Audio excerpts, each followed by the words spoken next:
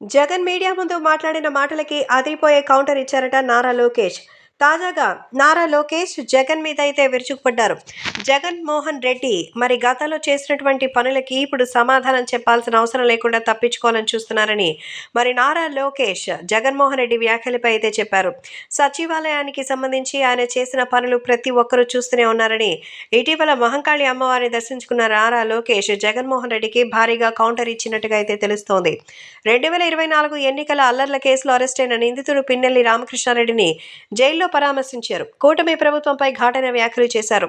మంత్రి నారా లోకేష్ అయితే ట్విట్టర్ ద్వారా జగన్ వ్యాఖ్యలకు అదే రేంజ్లో కౌంటర్ ఇచ్చారు. డాక్టర్ సుధాకర్ని చంపింది ఎవరు? ప్రజావేదికని కూల్చింది ఎవరు అని ప్రశ్నించారు. బీసీ బిడ్డ అమర్నాథ్ గౌడ్ని చంపింది ఎవరు? ప్రతిపక్ష నేత ఇంటిపై దాడి చేసింది ఎవరు?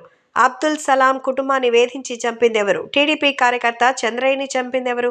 25 లక్షలు ఖర్చు చేసి హెలికాప్టర్లో వెళ్లి మరీ ఈవీఎం పగలగొట్టిన వ్యక్తిని ఓదార్చిన పెత్తందారు సమాధానం చెప్పాలని ట్వీట్ ద్వారా జగన్కి కౌంటర్ ఇచ్చారు నారా లోకేష్. మొత్తానికి ఈవీఎంని పగలగొట్టారని అరెస్ట్ చేసి ఒక అతన్ని జైల్లో పెడితే ఆయన్ని వెళ్ళి పరామర్శించి ఎలా ఉన్నామని, నిజంగానే టీడీపీ చాలా దారుణాలు చేస్తోందని, అందరినీ జైల్లో పెట్టిస్తుందని ఓ జైలు పక్షి మరొక హక్కు పక్షిని ప్రశ్నించడం బాధాకరంగా ఉంది అంటూ నారా లోకేష్ అదిరిపోయే కౌంటర్ ఇచ్చినట్టుగా అయితే తెలుస్తోంది.